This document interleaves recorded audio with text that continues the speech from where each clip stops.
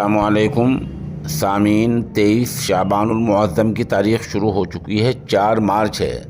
خبر کا عنوان ہے راشٹریہ لوک دل چیف جینت چودھری نے 2 سیٹوں سے اپنے امیدواروں کا اعلان کر دیا ہے۔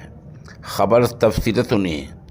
راشٹریہ لوک دل نے مغربی اتر پردیش کی 2 لوک سبھا سیٹوں پر آج اپنے امیدواروں کے ناموں کا اعلان کیا ہے۔